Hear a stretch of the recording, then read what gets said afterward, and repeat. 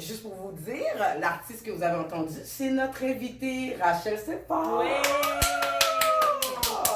Donc, vous pouvez retrouver la musique sur Spotify. C'est Ma vie, c'est toi. La vie, c'est toi. Ma vie. Ma vie, c'est toi. Désolée. Donc, je vous l'ai déjà présenté. C'est Rachel Separ. On tousse là-dessus. Yes. Comme Bienvenue, d'habitude. Rachel. Bienvenue. Merci. Merci de m'avoir invité. Ça fait plaisir. Yes. C'est vrai, on cheers toujours. Oubliez pas. Donc, le sujet, c'est l'épisode 9, bien sûr. Il nous reste un épisode, puis c'est la finale. Donc, le sujet, c'est la dépendance affective. Est-ce que c'est une maladie? Donc, notre invitée, elle a écrit un livre là-dessus qui s'appelle « Les saisons de ma vie, ma victoire sur la dépendance affective ». Donc, on va lui poser des questions un peu plus tard sur le livre, mais pour le moment, on va lui poser des questions en lien avec justement la dépendance affective et un peu son parcours avec cette maladie. Totalement. Mais encore une fois, merci Rachel d'être parmi nous. Je trouve que c'est la dépendance affective, il faut en parler. Oui. Il faut briser le silence parce que de plus en plus, c'est présent et ça prend de plus en plus d'ampleur là, dans notre société. On le voit beaucoup. Puis je veux quand même, avant de te poser les questions, je veux définir la dépendance affective. Puis tu pourras me corriger aussi puis me dire que oui, si on est dans cette lignée-là ou, tu sais, parce que je pense que la dépendance affective, chaque personne a une définition, Exact. mais il y a quand même une définition clé Exact. par rapport à ça. Donc si je la lis, c'est qu'on parle de dépendance affective quand on est dans une relation où ce que notre estime de soi est entièrement dépendante au niveau du regard que porte l'autre sur nous. Donc on existe juste par rapport au regard de la personne. Absolument. Puis je veux préciser aussi que lorsqu'on parle de dépendance affective, c'est pas juste au niveau de relations de couple, mais ça existe aussi au niveau des relations amicales aussi. Absolument. On peut la retrouver. Donc est-ce que tu es en accord avec ce genre de Tout à fait définition-là? d'accord, tout à fait d'accord. Ouais. Puis je pense aussi qu'au niveau amical, mais au niveau familial également, il y a des gens qui vivent de dépendance affective avec leur famille également. Parfait, super. Bon, ben merci pour d'avoir éclairé la définition. Et tantôt, Jordana, à son introduction, elle nommait comme quoi que la dépendance affective, c'est une maladie. Puis, je te pose la question ce soir, est-ce que la dépendance affective est une maladie? Et si oui, est-ce qu'on peut en guérir? Est-ce qu'on peut en guérir? Est-ce qu'on peut s'en sortir? En fait, la dépendance affective, les filles, c'est... ça dépend du niveau où tu es dans ta dépendance affective. Ça peut être une souffrance, ça peut être un trouble, comme ça peut être une maladie. Okay? Alors, ça devient une maladie quand ça n'a pas été pris à temps. Okay? Ou ça devient quelque chose qui dérange complètement ton univers, là, ton monde. C'est un trouble quand maintenant on vient à réaliser au niveau relationnel, on réalise ça. Ouais. Mais quand la phase du trouble est passée, ben là, ça devient une maladie. Okay? Puis, c'est une souffrance. Mais la souffrance, c'est ce qui déclenche la dépendance affective. Oui. Okay? Donc, c'est vraiment ça. Est-ce que c'est une maladie? Ça dépend du niveau où tu es. Okay? Ok. Puis, est-ce qu'on peut en guérir? Lorsqu'on atteint le summum, justement, puis la on dit que c'est maladie. une maladie, Exact. est-ce qu'on peut en guérir de cette maladie-là? Moi, je crois personnellement qu'on peut en guérir. Okay? Yes. Mais il y a des étapes à franchir, mais on peut en guérir totalement. Moi, selon moi, je pense sincèrement qu'on peut en guérir. Parfait, super. Puis j'aimerais ça, là on a été vraiment de façon globale au niveau du thème. Je veux vraiment qu'on aille maintenant dans ton histoire personnelle. Toi tu nommes comme quoi que tu as souffert de dépendance affective. Absolument. Est-ce que tu peux nous expliquer c'est quoi qui a été l'élément déclencheur dans ton parcours de vie justement qui a fait en sorte que tu t'es dit ouais, je suis dépendante affective? Ce qu'il faut comprendre, c'est que quand j'ai découvert, avant que je découvre que j'étais dépendante affective, ça a toujours été là. Okay? Moi, tout jeune, j'avais ce problème-là, okay? Où je devais absolument me faire accepter de mes amis, de mes parents, ma famille. Je voulais absolument que tout le monde m'aime. Si les gens ne m'aimaient pas, je ne me sentais pas à mon aise, je ne me sentais pas accomplie. Okay? Et en fait, plus tard, étant devenue adulte, c'est en ayant plusieurs... Le fait que les gens me faisaient des remarques, okay? Pas que je vivais pour les gens, mais c'était des éléments déclencheurs. Le monde me disait, Rachel, si je peux utiliser le mot, là, t'as toujours un partenaire.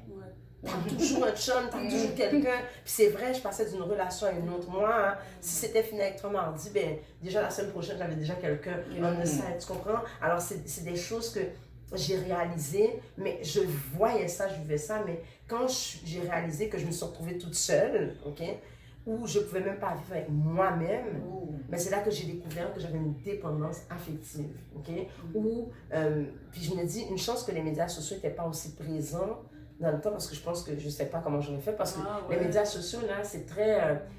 il y a des gens qui peuvent devenir dépendants affectifs, même par rapport aux médias sociaux. Tu as toujours besoin de savoir si les gens t'aiment beaucoup. Est-ce que j'ai des likes? Est-ce qu'on a des commentaires? Exactement. Et justement, le fait que Instagram va enlever ça, moi, je trouve que c'est très bien psychologiquement, parce que je pense qu'il y a des gens qui se réveillent le matin et qui regardent leurs likes. Définitivement. On ne va pas se cacher. On le voit au travail avec nos jeunes, ils sont sur Facebook, ils regardent, oh moi j'ai eu 50 likes, toi 25 on t'aime pas vraiment. Exactement. Okay? Donc pourtant, on sait, ce que les gens ne savent pas, c'est que quand tu regardes une image, tu lis même pas ce qu'il y a dessus. Des fois, tu likes parce que c'est ton ami. Oui. Ok. Des fois, tu likes juste parce que c'est quelqu'un qui supporte une cause que tu supportes. Tu comprends ce que je veux dire? Donc, c'est vraiment ça. La dépendance affective, moi, j'ai découvert le jour où j'ai compris que je ne peux pas vivre avec moi-même. Toute seule, où je devenais complètement... Je perdais la tête parce que j'étais toute seule avec moi-même. Puis je me dis, my God, je suis toute seule, je ne me connaissais même pas. Donc, c'est vraiment là que j'ai découvert que j'avais une dépendance affective. Puis je pense que tu as dit un gros mot par rapport à ce que tu viens d'expliquer, comme quoi que tu as dû te retrouver avec toi-même. Ça, c'est un élément clé dans la dépendance affective, parce que justement, tu ne veux pas être confronté à toi-même. Tu ne veux pas être seul, tu as de la difficulté à justement avoir confiance en toi et à t'aimer. Donc, c'est ça qui a fait en sorte que tu as pu réaliser ça. Est-ce qu'il y a eu d'autres signes précurseurs dans ton cheminement qui a fait que, ok, je dois m'en sortir, ça suffit, là, t'es dans un pattern, justement, si je peux l'utiliser comme mot, et tu veux plus rester dans ce cercle vicieux-là. Mais il faut savoir aussi que ce qui a déclenché ça, et je crois que, tu sais, en faisant les recherches, j'ai compris ça, c'est l'absence de mon père. Est-ce que c'est quelque chose que toutes les femmes vivent nécessairement? Non, ça peut être, pour un homme aussi, ça peut être l'absence de quelqu'un dans ta vie, d'un parent, mais le parent, c'est absolument important. Totalement. Okay? Donc moi, l'absence de mon père a fait en sorte que j'ai voulu aller chercher cet amour-là ailleurs. Okay? Et c'est justement ce pattern-là. Moi, j'avais un pattern où je passais d'homme en homme, jusqu'à ce que c'est arrivé à un point où je me suis retrouvée dans une relation avec un homme marié. C'est ça. Okay? Donc là, ça a été vraiment le summum. Parce que c'était devenu un moment où je me dis que, maintenant je me dis, my God, il fallait que j'aille à ce niveau-là, parce que j'avais tellement besoin d'amour, où je voulais même prendre la part de quelqu'un d'autre. Tu comprends ce que je veux dire? Donc c'est vraiment ça qui m'a permis de voir que, waouh, ok, là c'est... On est rendu là. Mais dans tout ce processus-là, tout ça est inconscient, on va s'entendre. Tu te dis pas que, ok, je vais rentrer dans une relation avec un homme marié, puis je me dis, ben, je suis consciente de ça, puis je vais y aller. C'est un processus où tu es inconsciente, mais que tu dis à un moment donné, ok, là j'ai atteint le summum. Absolument. Puis tu vois que tu n'es plus toi, finalement. Exactement. C'est plus dans tes valeurs. Absolument. Il faut que tu t'en sortes. C'est vrai, parce que personne ne se lève un matin et me dit, oh ben aujourd'hui, je vais vivre une relation extra-conjugale. Non, c'est impossible. La personne... Mais c'est justement le fait que tu t'accroches à cette personne-là par rapport à fait que tu avais un manque. Et moi, c'est drôle, cette personne-là, j'avais rencontré parce que justement, je venais juste de terminer une relation. Puis lui était devenu mon ami, puis l'amitié s'est changée en relation amoureuse, de couple. Alors, c'est vraiment ça. Donc, c'était vraiment... Et la personne avant lui, justement, j'avais rencontré parce que je venais juste de laisser une autre personne. Et lui... Justement, il est venu au bon moment, c'est ça, au moment, à chaque fois où j'avais une peine d'amour, au lieu de vivre ma peine d'amour, de passer à travers ça, ben, moi, je me disais, bon, ok, là, maintenant, je suis toute seule, on va trouver quelqu'un d'autre, puis inconsciemment, c'est ça, inconsciemment, là, parce que, tiens, la personne venait, puis c'est ce pattern-là. Puis justement, j'avais un journal personnel qui est devenu un livre un jour, où je lisais, je me disais, my God, je passe de relation en relation. Puis quand les gens me disaient, Rachel, t'as toujours un partenaire, j'étais fâchée au début, mais jusqu'à ce qu'un jour où une bonne amie à moi m'a dit, t'es jamais toute seule, t'as toujours quelqu'un, Puis j'ai réfléchi, puis j'ai dit, ouais, c'est vrai. Okay? Mais c'était pas encore le moment où je m'étais dit, non, je m'en sors. Ça a pris du temps. C'est ça, pour que tu puisses réellement prendre conscience de ça. Oui, ça a pris du temps. Puis dans tout ce processus-là, c'est quoi les étapes que tu as entrepris pour t'en sortir finalement? Quand tu as réalisé que tu souffrais de ça, puis que tu voulais t'en sortir, quelles ont été les étapes? Premièrement, c'est la réalisation. J'ai réalisé que j'avais un problème. Parce que tant que tu réalises pas que tu as un problème, ben... Il n'y en a pas de Il n'y a pas de problème. problème. C'est ça. C'est Qu'est-ce qu'il y a à ça. régler? Ouais, OK? Alors là, à partir de ce moment-là, c'est ce que j'ai fait. Et j'ai dû quitter cette relation. Ouais. J'ai dû quitter cette relation parce que ça devenait malsain. OK? Ça devait être dur, par C'est ça, exemple. Oui, ouais. c'était très dur. Ouais. Ok, on a pleuré, Ben on oui. a eu des crises. Ben oui. T'as voulu retourner. Non. Ok. Mais Ça, je veux ouais, savoir. c'est ça. J'ai ça. pas voulu retourner parce qu'en fait, c'était comme la millième fois que c'était terminé, c'était on and off. Ah, ok, ok, millième ok, fois, ok, ok. ok. Oui, c'est pas comme si c'était du jour au lendemain, je disais, c'est terminé, non. C'était comme la millième fois, mais cette fois-ci, je m'étais dit, non, ça suffit, j'en peux plus. Est-ce que t'as cru? Oui, il m'a cru. Ok. Il m'a cru parce que la façon que je l'ai faite, j'ai dit, je suis tannée, je suis fatiguée. J'ai dit, tu respires, puis ça m'énerve. Ah, wow. OK? Puis je lui disais, écoute, je me reconnais même plus, je me connais pas. Puis je pense que lui, il a réalisé le mal d'aimer, OK? Ouais. Puis je pense qu'un homme, on s'entend les filles, aucun homme veut être avec une fille qui s'aime pas. Non, ça, Ouais, ouais, ça, c'est- on s'entend. Même si que ce soit un homme qui est un peu manipulateur, il va pas rester avec, ça va être trop, OK? Un fardeau. Donc, moi, j'ai dû quitter cette relation-là, j'en ai pleuré parce que c'était comme une drogue pour moi. C'était une relation de 10 ans, je le voyais tous les jours, où vraiment là, on était dans une relation profonde. Là. Alors, c'est comme si que on m'enlevait, ben moi, j'aime beaucoup le chocolat, on m'enlevait mon chocolat le matin. Tu sais, quand tu prends un café, là, tu essaies d'être en sevrage, mais c'est pas facile. Tu as mal à la tête, tu te sens pas bien, tu as envie de l'appeler. Tu comprends ce que je veux dire? J'ai dû carrément laisser mon appartement. Okay? Puis aller chez ma mère parce que si je restais chez moi, j'allais l'appeler. Oh, wow. Okay? J'ai dû faire des choses drastiques. Drastique, Exactement. ouais, extrême. Et surtout, j'ai dû aller chercher de l'aide parce que je n'étais pas capable. J'ai essayé toute seule. Mais là, cette fois-ci, je me suis dit, je vais essayer d'une nouvelle façon. J'ai dû chercher de l'aide. Et puis, fascinant, c'est tellement drôle, mais on a le programme d'aide aux employés, les amis. Profitez-en. Le PAE, là, il faut en profiter. On n'en profite pas assez. En plus, des fois, souvent, c'est gratuit. Donc, moi, j'ai commencé avec ça. J'ai rencontré quelqu'un, j'ai rencontré une coach, j'ai parlé, tu sais. Mais tu sais, ce que j'aimerais dire, Rachel, c'est que des fois, au niveau de notre communauté, les femmes, ils ont de la difficulté à aller chercher de l'aide à l'extérieur. Parce qu'ils se disent que peut-être que le Québécois ou la Québécoise ne va pas comprendre sa réalité parce qu'elle est une femme noire. Qu'est-ce que tu peux dire de ça, toi? En fait, la dépendance affective n'a pas de couleur. J'aime ça. OK? Ouais. Elle n'a pas de race. Elle n'a même pas de sexe, imagine. OK? La dépendance affective touche peu importe la personne. OK? Et le pire dans tout ça, c'est qu'en parlant avec des gens de d'autres nationalités, j'ai réalisé qu'on avait les mêmes symptômes. OK? Les mêmes façons de faire, C'est les ça. mêmes. Souvent, le modus operandi un peu similaire. Donc, si tu ne peux pas trouver dans la communauté, va chercher ailleurs de l'aide. Parce que Exact. de l'aide, c'est de l'aide. Ouais. Est-ce que vous avez compris? Allez chercher ailleurs. C'est pertinent. Oui, c'est très pertinent parce que je dis dans la communauté, c'est un grand problème.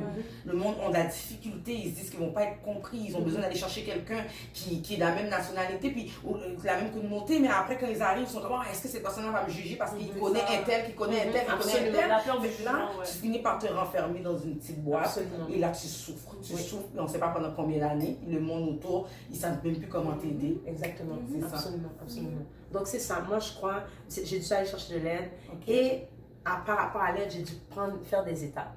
Ok. OK? J'avais des devoirs à faire. J'ai même dû changer le décor de mon appartement. Wow. J'ai dû déménager parce que tout me rappelait lui. Ouais, c'est OK? ça. Ouais. Moi, j'étais tellement dépendante que même mon sofa, c'est lui qui l'avait choisi. Wow. OK? C'est à ce point. Ma nourriture, c'était à partir de lui.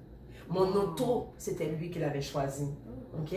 Mes amis, je n'avais plus, c'était ses amis à lui. Wow, OK? wow. Donc, Ouais. même à un moment donné, on ne m'entendait plus chanter, mais parce que j'étais tellement focusée sur Sur lui. lui et lui et lui que j'avais un désintéressement à faire des choses qui Pour étaient toi-même. pour moi-même. C'est Parce ça. que moi, c'était lui, là. C'est Tu ne vraiment... vivais que pour lui. Que pour lui. C'est ça. Même mon travail, c'est lui qui l'avait choisi. Ah. Oui, parce que j'avais changé d'emploi, puis il me dit, ben ça a l'air bon parce que je pense que tu vas aller à tel endroit plus loin dans ta vie. Puis mais c'est maintenant que je réalise, mais au début, tu dis, mais non, c'est des suggestions. Ouais. mais Il m'aime. c'est ça, il m'aime. Oh, il y a de l'intérêt, mais pourtant, je ne peux pas décider pour moi-même. Exact. C'est une forme de contrôle. Ouais, je ne peux pas dire non plus non. Parce que quand je disais non, j'avais l'impression de le décevoir. Là, je me dis, oh my God, ok, là maintenant il va plus m'aimer, là il va aller voir quelqu'un d'autre, là je vais me retrouver toute seule, mais ça ne me tente pas, nanana, tout ça. Alors, tu sais, il y a beaucoup de choses qui se passent dans la tête de quelqu'un qui est dépendant. Alors, c'est vraiment ça. Oh, wow. T'avais terminé? J'avais terminé dans ma question. Ouais. Yeah! Fait qu'on va parler du livre. Ouais. Ouais! On va pas rentrer en détail sur le livre parce que j'aimerais vraiment et je conseille à tout le monde de le lire et de le procurer. Pendant qu'on parle de procurer, où est-ce qu'on peut le procurer? Ok, alors, deux choses. Ok, trois choses. Sur Instagram, sur ma page, vous allez voir le lien. Vous cliquez sur ce lien-là, ça va vous emmener à la boutique Bouquinbec, qui est justement mon auto-éditeur qui vend le livre. Ok, super. Ou vous m'écrivez tout simplement sur Facebook, puis je vous envoie l'information. Parfait. Puis on va de toute façon laisser les informations en bas de la page du vidéo, pour que vous pouvez aller sur Instagram pour Rachel Saint-Fort et sur Facebook aussi. Donc on va toutes mettre les informations. Bon, je vais commencer par poser quelques petites questions. Là, j'ai vu dans le livre qu'il n'y a pas beaucoup de pages. Oui. Est-ce que c'est intentionnel et pourquoi? C'est intentionnel. Parce que moi, quand j'étais en processus de guérison, on a proposé des livres, mais des blocs. Puis moi, je ne sais pas pour vous, mais quand tu es malade, là, ben, quand tu as un problème, tu veux régler ça le plus rapidement possible. C'est vrai. Alors moi, ça ne me tentait pas de passer par 50 000 chapitres, puis essayer de voir, non, je veux quelque chose de rapide. Alors j'ai fait ce livre-là en pensant aux autres.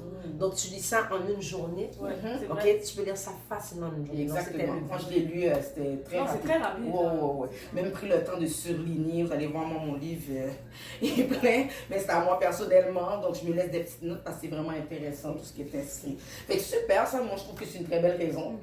Puis c'est le fun pour ceux aussi qui n'ont pas nécessairement le temps. Exactement. Ceux qui travaillent, ceux qui sont toujours, tu sais, un petit 10 minutes de pause, tu peux commencer à lire tes pages. Exactement. Ça se fait bien. Ça se lit bien aussi. Exactement.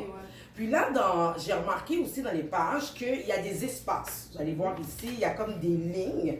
Puis c'est pourquoi exactement les lignes? Ben, en fait, parce que mon livre en premier, c'était un journal personnel. C'est un journal personnel que j'ai transformé en livre.